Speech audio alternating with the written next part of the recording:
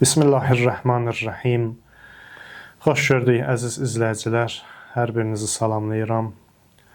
Qəlbin halları mövzusunda söhbətimizi davam etdiririk.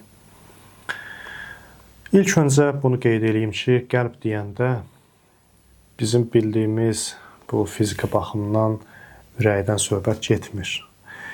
Dini terminologiyada qəlb haqqında, qəlbin mənası haqqında bir sıra fikirlər var ki, əslində qəlb deyəndə nə nəzərdə tutulur?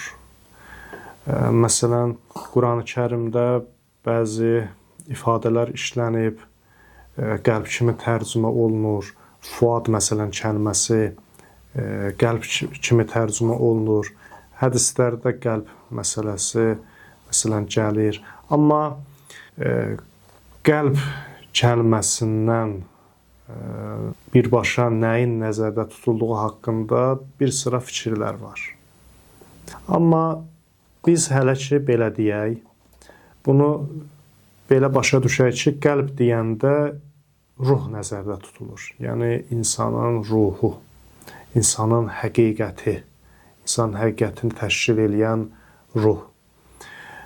Və yaxud da bəziləri ağıl mənasında izah verə bilər, insanın idrak qüvvəsi kimi izah verilə bilər. Amma ümumi olaraq elə bunların hamısı da insanın ruhuna qayıdır deyə, insanın ki, həqiqətini təşkil edən insanın ruhudur. Biz qəlb deyəndə ruh kimi başa düşək, ruh mənasında başa düşək ki, o ruh ki, bizim həqiqətimizi təşkil eləyir, bütün feillərimizin, hərəkətlərimizin onda təsiri var. Bütün yaxşılıqların, savabların, günahların o ruhda təsiri var və bizim idrakımızı, düşüncə, təfəkkür qüvvəmizi də ona bağlıdır, o təmin eləyir.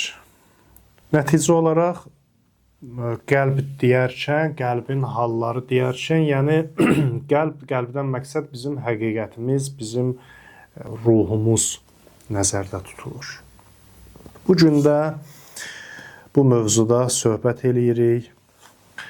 Keçən söhbətlərimizdə bir sıra məsələlərə yadınızdadırsa işarə elədik. Bu söhbətimiz həftədə bir dəfə yayımlanır və hər həftənin çərşənbə axşamı, yəni ikinci gün YouTube səhifəmizdən izləyə bilərsiniz. Bu mövzuda üçüncü söhbətimizdir və arxada qoyduğumuz iki söhbətdə bir sıra məsələlərə işarə elədik. Qəlblə bağlı, qəlbimizin halları ilə bağlı bir sıra mühüm məsələlərə toxunduq.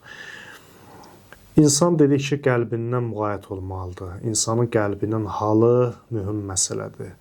Dedik ki, Allah üçün önəmli olan bizim halımızdır, bizim mənəvi vəziyyətimizdir.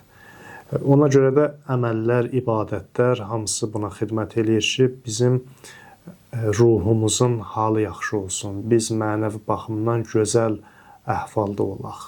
Gözəl əhvalda olarıqsa, ibadətlərimizi də gözəl şəkildə yerinə yetirərik. Təfəkkürümüz də gözəl olar, mütaliəmiz də gözəl olar, insanlarla da gözəl ünsiyyət qurarıq, həmsöhbət olarıq və ətrafımıza, insanlara müsbət enerji ötürə bilərik, onlardan müsbət təəssüratlar yarada bilərik. Ona görə də insanın bu baxımdan halının müsbət olması, gözəl əhval-ruhiyyədə olması mühüm məsələdir. İbadətlər buna xidmət eləyir, namaz buna xidmət eləyir. Hər namazdan sonra, hər namaz vaxtı gələndə insanın şadlığı çoxalmalıdır, insanın sevinci çoxalmalıdır. Ki, mənim qəlbimin, ruhumun tələbi olan namazın vaxtı gəldi. Baxın, belə baxmalıyıq. Ruhumun, qəlbimin namaza ehtiyacı var. Allahla həm söhbət olmağa ehtiyacı var. Və namaz vaxtı gələndə o vaxt xüsusi bir vaxtdır ki, Allahla danışım. Günün hər saatında, hər dəqiqəsində danışa bilərik. Amma Allahın təyin elədiyi xüsusi bir vaxtdır ki, Allahla mən ünsiyyət qura bilərəm, Allaha ibadət eləyə bilərəm, Allahın qarşısında, huzurunda öz bəndəliyimi nümayiş etdirə bilərəm. Bu namaz vaxtıdır. Ona görə də namaz vaxtı gələndə insanın qəlbinin halı dəyişir. İnsan başqa ab-u havada olur. İnsan sevinç içində olur, şad halda olur ki, mən öz məşuqumla həmsöhbət olacam. Mənim ki, qəlbimin, ruhumun vətəni Allahdır. Bu varlıqla, mənim Rəbbimlə, Xaliqimlə mən həmsöhbət olacam. Ona görə də insan sevinç halında olur, şad halda olur. Əmr və qadağalara baxın, belə baxmalıyıq. Əgər istəyiriksə qəlbimiz Allahın əmrləri qarşısında təslim olsun, Allahın əmrlərini sevərək yerinə yetirsin, belə baxmalıyıq ki, mən öz Xaliqimlə, Rəbbimlə həmsöhbət olaram. Mənim ruhumun vətəni odur, mən ona qayıdacam, Allaha qayıdacaq mənim bu ruhum, qəlbim. Ona görə də mən sevirəm belə bir varlıqla həmsöhbət olam. Belə bir varlıqda mənə əmr gəlib. Mən namaz qılım. Mən oruç tutum. Mən Quran oxuyum. Məsələn, ehtiyaclının əlindən tutum, fədakar olum. İnsanları sevim. Əlimdən gələn köməyi əsirgəməyim ehtiyaclara qarşı. Bu, mənim Rəbbimin sevdiyi işlərdəndir. Ona görə də əmr və qadağalara da belə baxıram. Belə baxıram və onları da sevirəm ki, mənim Xaliqimdən gəlib, mənim Allahımdan gəlib bu əmrlər. Qadağan eləyir, çəkinirəm demək, onun o işdən xoşu gəlmir. Əgər o işi görsəm, mən onun əmrindən çıxmış olacam. O məni sevməyəcək. Sevməyəcək yox. Hər halımızla sevir, onsuz da bizi. Sadəcə mən elə onun əmrindən çıxıram. Bu insan üçün kifayət eləyər də məncə. O zaten bizi hər halımızla sevir, qəbul eləyir. Amma bəzi işlər, əməllər var ki, insan onlara mürtəkib olanda Allahın o xüsusi nəzərindən yayınır. Bir var insan Quran-ı Kərimdə bu ifadələr keçir. Rəa, görmək. Allah hər kəsi, hər şeyi görür. Bir də var, Allah nəzər eləyir. O varlıqlar içərisində xüsusilər var, xüsusi bəndələr var. Onlara nəzər eləyir. Onlara xüsusi diqqət eləyir. Bax, bu bəndələrdən olmaq üçün mən Allahın qadağalarına da diqqət etməliyəm. Allahın bir sıra işlərdən xoşu gəlmir, sevmir və o işləri yerinə yetirənləri də sevmir. Öz kitabında, Quran-ı Kərimdə buyurur, məsələn, Allah israf eləyənləri sevmir. Buna görə də əmr və qadağalara da belə baxmaq lazımdır ki, bu əmrlər mənim sevdiyimdən, məni yaradandan, Xaliqimdən gəlir. Ona görə də o əmrlərə qarşı artıq insanın baxışı dəyişir. Namaza qarşı insanın baxışı dəyişir. Oruca qarşı dəyişir. Zəkata qarşı dəyişir. Sədəqiyə qarşı dəyişir. Və günah, fəsad olan işlərdən çəkinməyə dünənə qədər çəkinirdisə, sırf şəriət baxımından, cəza baxımından düşünüb çəkinirdi. Bu gün artıq həmin o qadağanı, şəri məsələni, cəza olaraq baxdığı məsələni bir sevgiyə çevirib özü üçün, maraqlı bir oyuna çevirib özü üçün ki, mən bu işi görsəm, məşuqumun gözündən düşəcəm. Məşuqum mənə əvvəlki kimi baxmayacaq. Məşuqum mənə xüsusi nəzər eləməyəcək. Mən onun nəzərində xüsusilərdən olmayacam. Artıq gəlir qadağalara belə maraqlı bir yanaşma ilə baxır. Qadağalara da başqa bir baxışla yanaşır. Bu insanın qəlbinin halın dəyişməsinə kömək eləyir. Elə bu söhbətlərimizdə məqsəd budur ki, kömək eləyək bir-birimizə bu söhbətlər vasitəsilə bizim qəlbimizin halı dəyişsin, qəlbimizin halı gözəlləşsin. və qəlbimiz aram olsun, aramlıq tapsın. Çünki müasir dövrdə çox çətindir insan öz aramlığını qoruyub saxlaması, qəlbinin halını, vəziyyətini daim gözəl şəkildə qoruyub saxlaması çətinləşib. Müasir zamanda hadisələr daha da sürətlə hərəkət eləyir.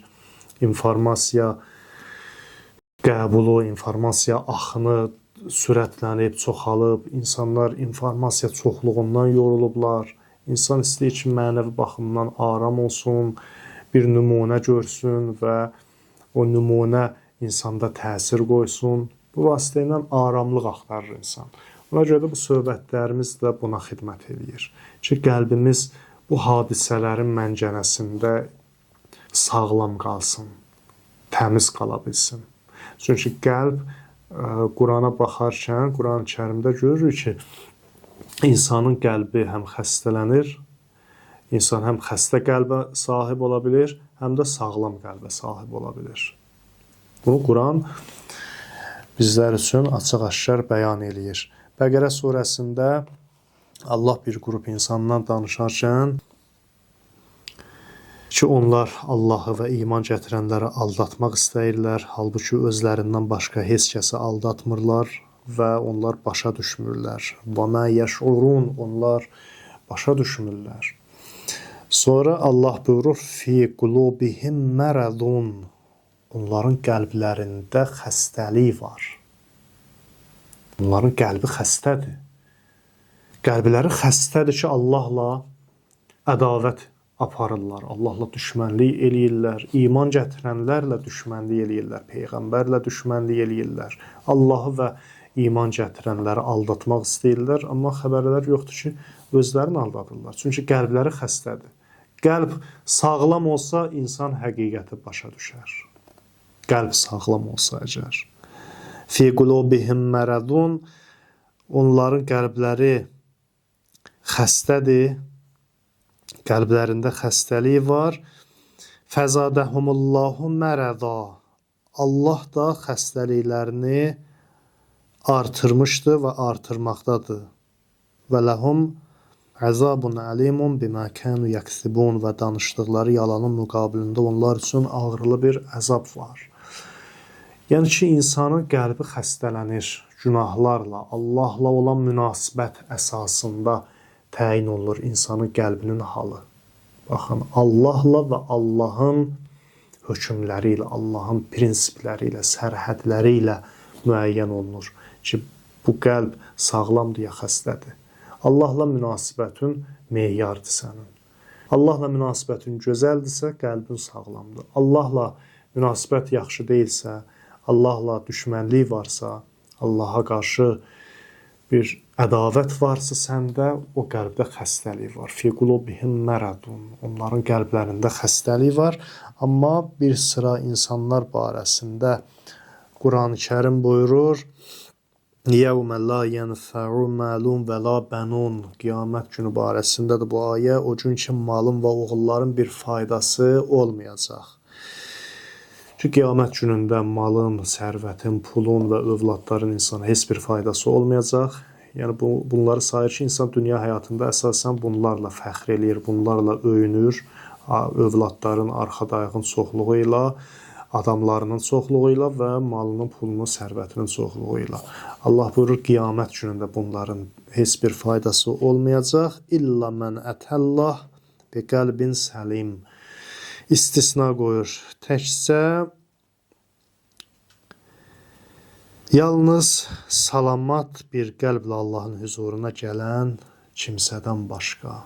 O kəslər ki, sağlam qəlblə, sağlam halda Allahın huzuruna gəlirlər, qəlblərinin halı, vəziyyəti sağlamdır, öz qəlblərini qoruyub saxlayıblar, qəlbləri sağlamdır və bu halda Allahın huzuruna gəlirlərsə, onlar nicat tapacaq. İnsana nicat verən sən demə qəlbinin halıdır. Çünki buyurur, Yevmə la yenfə'u məlun və la bənun, övladların, malın faydası olmayacaq. İlla mən ətəllah bi qəlbin səlim. Yalnız salamat bir qəlblə Allahın huzuruna gələn kimsədən başqa. Yəni fayda verən insanın qəlbi olacaq, sağlam qəlbi olacaq. Ona görə də mühüm məsələdir. Biz qəlbimizin hallarını tanıyaq. İnsanın qəlbinin halı müxtəlif hallara düşürür insanın qəlbi. Bir gün bir şeyi xoşlayır, bir gün bir şeydən acığı gəlir, bir şeyi sevir, sabah həmin şeydən nifrət edir.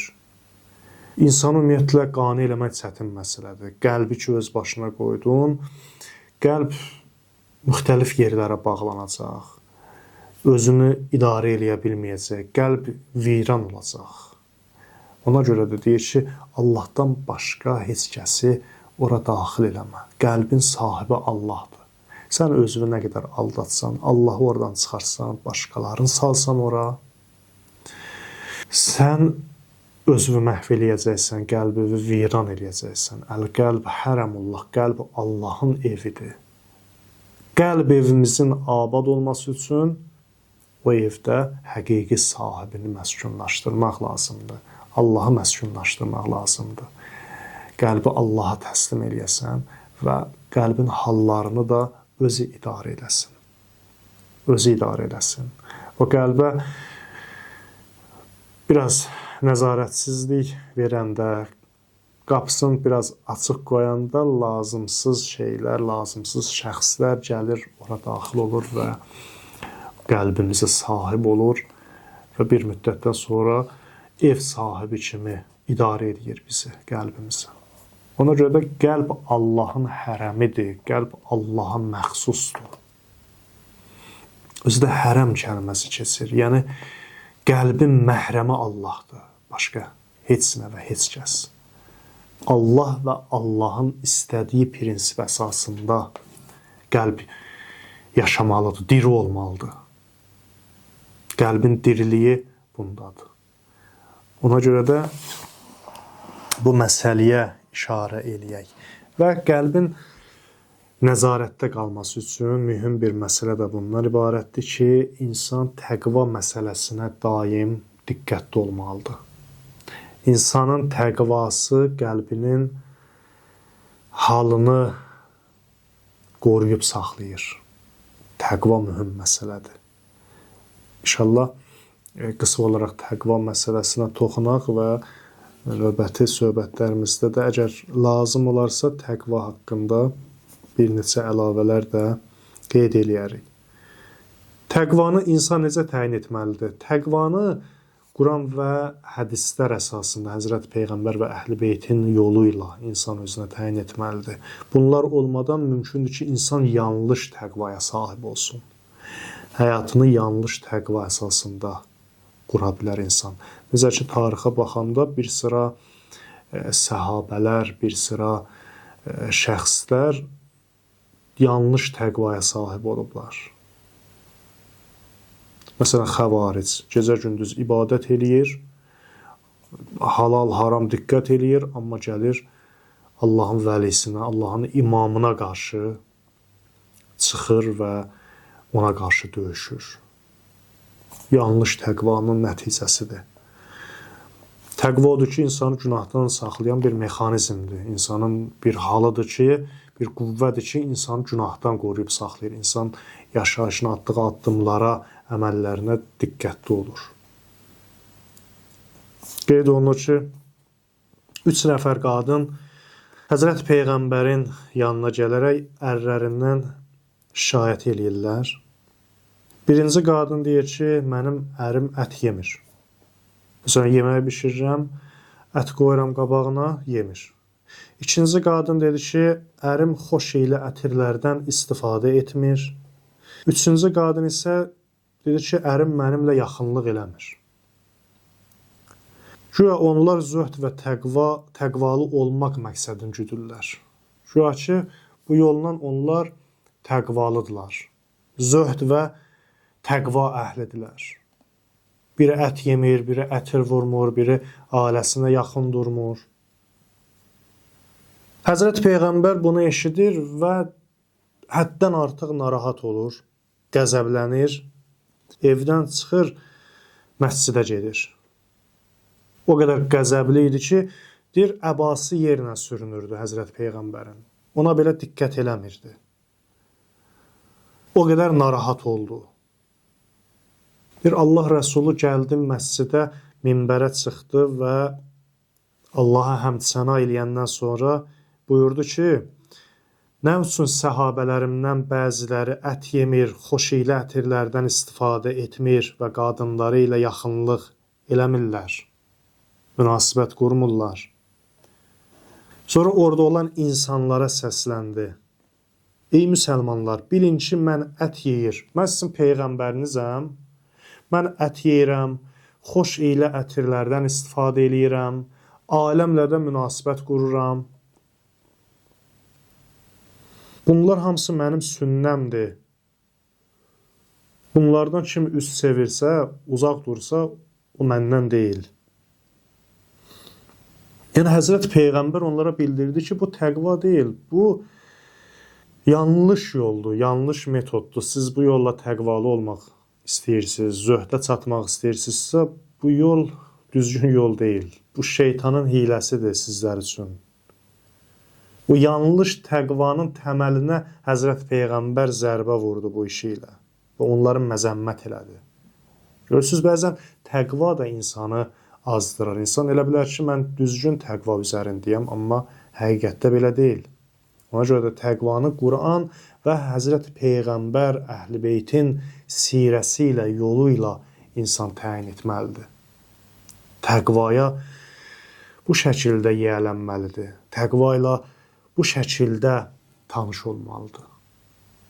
Və insanın təqvası Quran və hədislərə, Peyğəmbər yoluna, Əhl-i Beyt yoluna dayanmalıdır. Mənəvi prinsiplər buna dayanmalıdır. İrfan əhlisən, irfan yolunu seçibsən, mənəviyyat yolunu seçibsən, özünə diqqətlisən, o şəriətdən qaynaqlanmalıdır. Şəriətdən qopuq düşən irfanın insanı hidayət etməyə gücü yoxdur, o insanı azdıracaq. Ona görə də irfan, mənəviyyat da hamısı şəriətdən qaynaqlanmalıdır. Qurana, Peyğəmbər sirəsinə, Əhl-i Beyt sirəsinə dayanmalıdır. Belə təqva insana nizat verər, belə təqva insanın qəlbini oyadar, diri saxlayar və halını daim müsbətə doğru dəyişə bilər. Ona görə də bu məsələdə də biz diqqətli olmalıyıq. Bir işi görəndə kör-körana şəkildə yox. Quran və Peyğəmbər Əhl-i Beyt yolu ilə düzgündürsə, qəbul eləyəcəksən və yaşayacaqsan.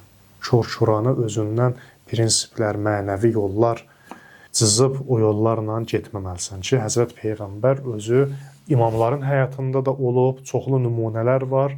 Bəziləri dünyadan üst çeviriblər, zöhd adı ilə ailələrindən, övladlarından uzaqlaşıblar, başsız qoyublar, ailələrini çəkiliblər bir guşəyə.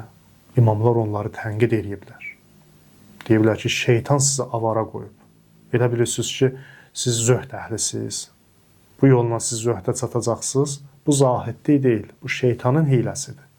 Ona görə də qəlbi nəzarətdə saxlayan, qəlbin halını daim gözəlləşdirən, yaxşı halda saxlayan xüsusiyyətlərdən biri təqvadır və təqva vasitəsilə insan ilahi hidayətə çata bilər, qəlbini gözəl halda saxlaya bilər. İnsanın qəlbi təqva vasitəsilə gözəl halda ola bilər.